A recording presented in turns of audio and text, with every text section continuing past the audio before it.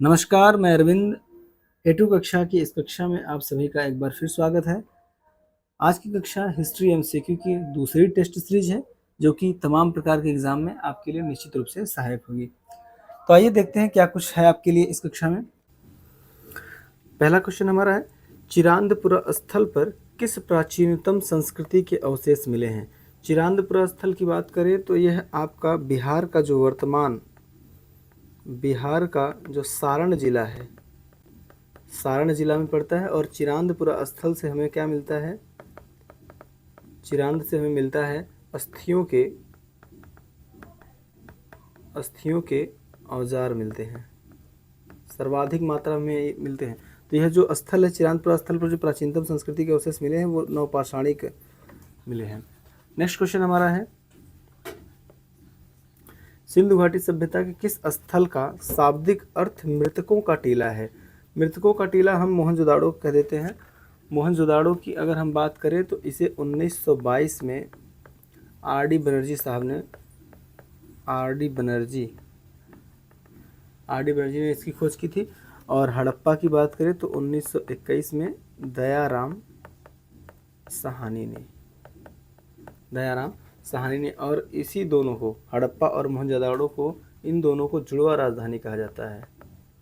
क्या कहा जाता है? जुड़वा राजधानी कहा जाता है। और जुड़वा राजधानी किसने कहा था? तो पिग्गट महोदय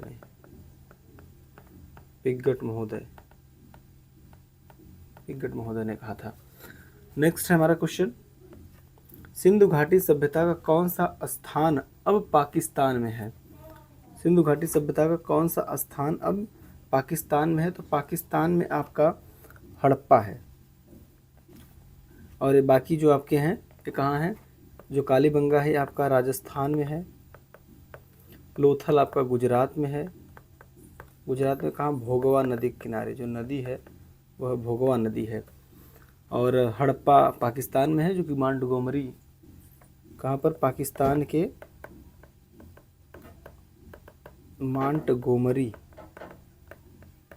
मांटगोमरी जिले में है। ठीक है। और आलमगीर आपका उत्तर प्रदेश में है। उत्तर प्रदेश नदी जो है वो हिंडन नदी है, हिंडन नदी के किनारे है। यह सबसे पूर्वी स्थल भी कहा जाता है, आलमगीर को सबसे पूर्वी स्थल भी कहा जाता है सिंधु घाटी सभ्यता का। नेक्स्ट क्वेश्चन हमारा है, सिंधु सभ्यता की मापन किस गुणक भार के हैं। तो सिंधु घाटी सभ्यता के जो मापक हुआ करते थे, मापन जो होते थे, जो बाट हुआ करते थे, वो 16 के गुणज में थे।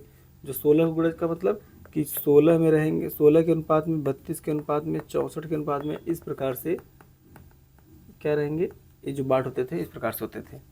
नेक्स्ट क्वेश्चन हमारा है, भारतीय पुरातत्व के जनक कौन है। भारतीय पुरातत्व के जनक हमारे हैं अलेक्जेंडर कनिंघम साहब हैं। नेक्स्ट क्वेश्चन है, सिंधु घाटी सभ्यता की प्रकृति कैसी थी। सिंधु घाटी सभ्यता की प्रकृति कैसी थी? तो ये नगरीय हुआ करती थी। हम इसे सिंधु घाटी सभ्यता को शहरी भी कहते हैं, है ना, शहरी सभ्यता भी कहते हैं। तो ये नगरी था, नगर में निवास करते थे लोग। एकमात्र जो स्थल है ग्रामीण है, सिंधु घाटी सभ्यता का जो एकमात्र स्थल ग्रामीण कहा जाता है वो आपका है चनहुंदड़ो है, जो एकमात्र ग्रामीण स्थल है। नेक्स्ट क्वेश्चन हमारा है, विजयनगर साम्राज्य के पहले राजा कौन थे। विजयनगर साम्राज्य के पहले राजा जो थे वो आपके हरिहर प्रथम थे। हरिहर प्रथम आपके पहले राजा थे।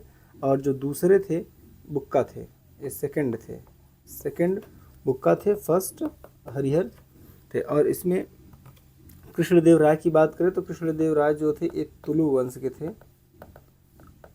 के थे। और इनके दरबार में अष्ट दिग्गज हुआ करते थे। और इनके ही शासन काल में एक पुर्तगाली यात्री आया था, जिसका नाम क्या था? Duarte Barbosa.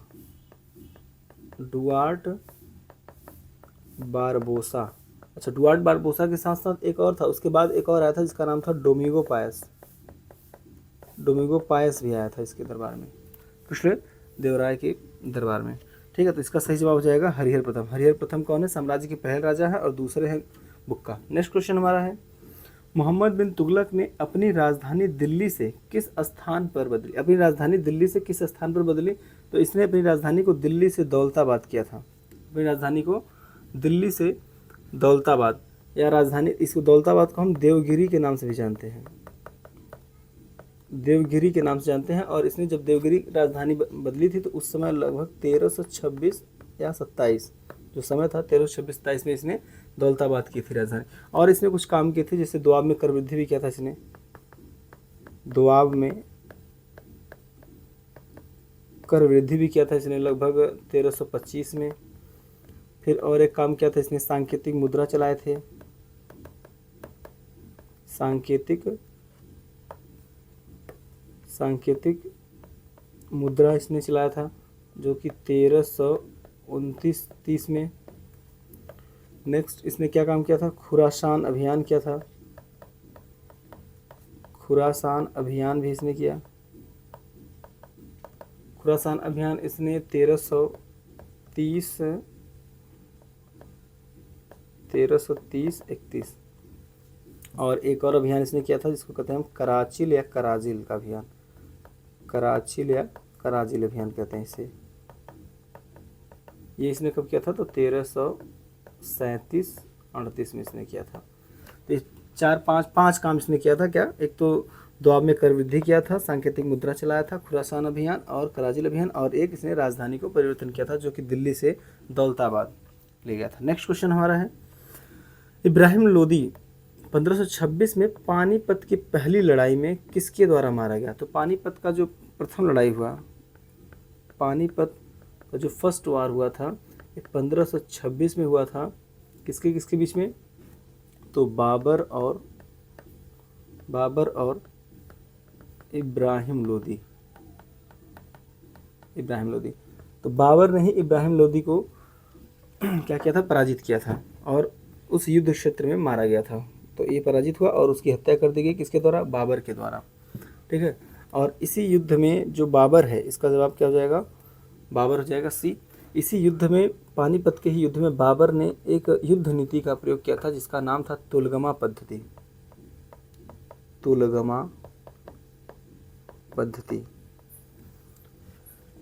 ठीक है, नेक्स्ट क्वेश्चन हमारा है,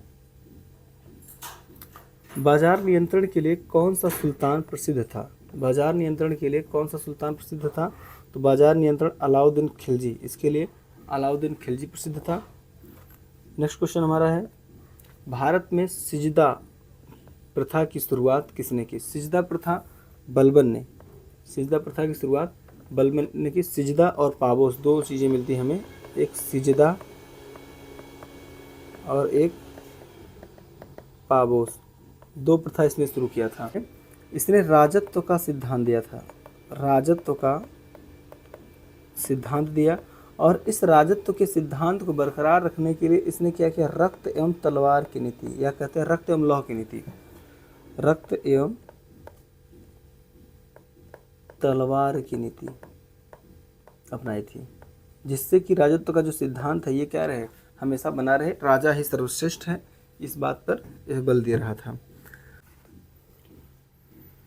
नेक्स्ट क्वेश्चन है, भारतीय राष्ट्रीय कांग्रेस के प्रथम अधिवेशन में कितने प्रतिनिधियों ने भाग लिया था। तो भारतीय राष्ट्रीय कांग्रेस के प्रथम अधिवेशन की अगर हम बात कर रहे हैं, तो जो प्रथम अधिवेशन जो हुआ था, इसके जो अध्यक्ष थे वो व्योमेश चंद्र बनर्जी थे। और इस अधिवेशन में जो प्रतिनिधियों ने भाग लिया था वो 72 प्रतिनिधियों ने इसमें भाग लिया था। तो इसका ऑप्शन हो जाएगा सी, बिल्कुल सही है। दूसरा अधिवेशन जो हुआ था इसका, दूसरा अधिवेशन हुआ और इसके अध्यक्ष जो थे दादा भाई नौरोजी इसके दूसरे। और ये दादा भाई नौरोजी जो हैं ये 3 बार कांग्रेस के अध्यक्ष रहे हैं, 3 बार अध्यक्ष रहे ये कांग्रेस के, 3 बार। कब रहे, तो 1986 में जो कि दूसरा 1886 में जो कि दूसरा अधिवेशन था, और 1893 में, फिर उसके बाद 1906 में, 3 बार यह क्या रहे, इसके अध्यक्ष हुए। नेक्स्ट क्वेश्चन है, आधुनिक इतिहासकार जिसने 1857 के विद्रोह को स्वतंत्रता की पहली लड़ाई कहा था। तो स्वतंत्रता की पहली लड़ाई कहने वाले जो व्यक्ति हुए वो वीडी सावरकर, वीर सावरकर थे, जिन्होंने कहा कि यह 1857 का जो विद्रोह है स्वतंत्रता की पहली लड़ाई है। और अगर हम मजूमदार की बात कर रहे हैं तो मजूमदार ने कहा इसे यह तथाकथित प्रथम स्वतंत्रता संग्राम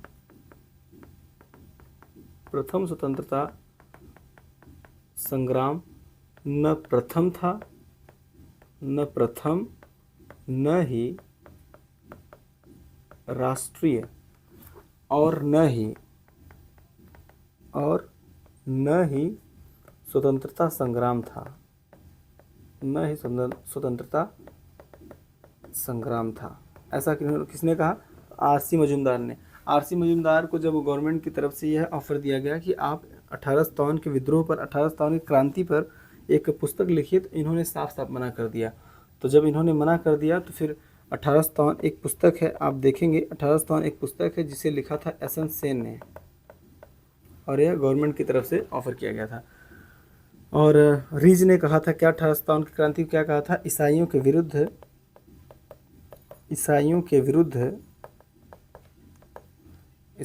धर्म युद्ध। ईसाइयों के विरुद्ध धर्म युद्ध किसने कहा? रीज ने कहा। और वीर सावरकर ने क्या कहा? विद्रोह स्वतंत्रता की पहली लड़ाई। नेक्स्ट क्वेश्चन हमारा है, द्वैध शासन का जनक किसे माना जाता है? द्वैध शासन का जनक सर लियोनिल कार्टिस को कहा जाता है, जिनकी पुस्तक का नाम है डायरकी। इसी पुस्तक में इन्होंने पहली बार द्वैध शासन की जो बात है इन्होंने इसमें वर्णन किया है। नेक्स्ट क्वेश्चन हमारा है,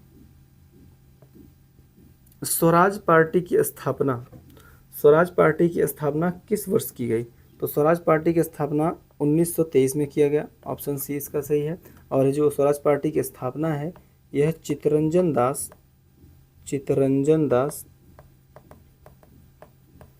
और मोतीलाल नेहरू ने किया था। इन दोनों ने मिलकर स्वराज पार्टी की स्थापना कब की? 1923 में की। नेक्स्ट क्वेश्चन हमारा है, रानी लक्ष्मीबाई को अंतिम युद्ध में सामना करना पड़ा। तो अंतिम युद्ध जब 1857 की क्रांति हुई तो उस समय यह लड़ते हुए ग्वालियर चली गई, और वहाँ पर अंतिम बार जो इनका युद्ध हुआ, जिसका सामना हुआ, जिससे वो व्यक्ति था, वो अधिकारी था ह्यूरोज। कौन था? ह्यूरोज था, जिससे रानी लक्ष्मीबाई का अंतिम युद्ध में सामना करना पड़ा था। ठीक है। नेक्स्ट क्वेश्चन हमारा है, 1857 के विद्रोह के समय भारत का गवर्नर जनरल कौन था? भारत का गवर्नर जनरल उस समय लॉर्ड कैनिंग है। यह लॉर्ड कैनिंग जो था इस समय यह भारत का अंतिम गवर्नर जनरल भी है। भारत का अंतिम गवर्नर जनरल है, और प्रथम वायसराय है। प्रथम वायसराय कैसे हुआ? जब 1857 का विद्रोह हुआ तो उसी समय जो भारत का शासन था कंपनी के हाथों से चला गया। किसके हाथों में? ब्रिटिश क्राउन के तहत चला गया, और 1858 का भारत शासन अधिनियम आया, और उसी अधिनियम के तहत जो गवर्नर जनरल का पद था उसको समाप्त कर दिया गया और एक नए पद का सृजन किया जिसका नाम था वायसराय। तो वायसराय, प्रथम वायसराय कौन था? Lord Canning. और पूछा जाए कि 1857 के विद्रोह के समय भारत का गवर्नर जनरल कौन था? तो लॉर्ड कैनिंग। और हम जानते हैं कि लॉर्ड डलहौजी जो था यह व्यपगत सिद्धांत के लिए जाना जाता था। व्यपगत सिद्धांत, या हम कहते हैं इसे हड़प की नीति के लिए। हड़प की नीति, डॉक्ट्रिन ऑफ लैप्स बोला जाता है। हड़प की नीति के लिए जाना जाता है। जो पहला हड़पा गया इसके द्वारा प्रांत था वो सतारा था, और अंतिम जो था वो अवध था। अंतिम जो हड़पा गया प्रांत था वो अवध था। ठीक है। नेक्स्ट क्वेश्चन हमारा है, न दलील न वकील न अपील टिप्पणी किससे संबंधित है? किससे संबंधित है? आपका रॉलेट एक्ट से संबंधित है। रॉलेट एक्ट में ऐसा कहा गया कि अब किसी को भी गिरफ्तार किया जा सकता है, और न ही उसका दलील सुना जाएगा, न ही वकील उसको मिलेगा, और न ही उसकी अपील को सुनी जाएगी। यह रॉलेट एक्ट से। रॉलेट एक्ट कब आया था? तो 1919 में। नेक्स्ट क्वेश्चन हमारा है, poverty and un British rule in India नामक पुस्तक किसने लिखी? Poverty and British rule in India जो पुस्तक लिखी है दादा भाई नौरोजी ने लिखा था, जिसे हम वयोवृद्ध के नाम से भी जानते हैं, जिन्हें वयोवृद्ध के नाम से जानते हैं, या इन्हें ग्रैंड ओल्ड मैन भी कहा जाता है, ग्रैंड ओल्ड मैन भी कहा जाता है। और इन्होंने ही धन निष्कासन का सिद्धांत दिया, धन निष्कासन का सिद्धांत दिया, धन निष्कासन का सिद्धांत दिया। एक पुस्तक का नाम था इंग्लैंड डेब्ट टू इंडिया। इस पुस्तक में इन्होंने धन निष्कासन का सिद्धांत दिया था। नेक्स्ट क्वेश्चन हमारा है, निम्नलिखित में से सुमेलित नहीं है, निम्नलिखित में से सुमेलित नहीं है। तो लॉर्ड कॉर्नवालिस अस्थायी बंदोबस्त है, ये सुमेलित है। लॉर्ड डलहौजी व्यक्तिगत हड़प की नीति जिसे कहते हैं, और लॉर्ड वेलेस्ली सहायक संधि के लिए भी जाने जाते हैं। तो हमारा ऑप्शन हो जाएगा जो लॉर्ड कैनिंग है, उच्चतम निष्क्रियता से संबंधित नहीं है, क्योंकि उच्चतम निष्क्रियता से संबंधित है जॉन लॉरेंस थे, ये इससे संबंधित है। उच्चतम निष्क्रियता की जो बात कर रहे हैं जॉन लॉरेंस ने किया था 1860 में, तो लॉर्ड कैनिंग नहीं है। इस उच्चतम निष्क्रियता को कुशल अकर्मण्यता भी कहा जाता है, कुशल अकर्मण्यता। तो लॉर्ड कैनिंग इससे संबंधित नहीं है, इसका मतलब आपका ऑप्शन डी बिल्कुल सही है। तो आज की कक्षा में बस इतना ही, मिलते हैं आपसे अगली कक्षा में, तब तक के लिए नमस्कार।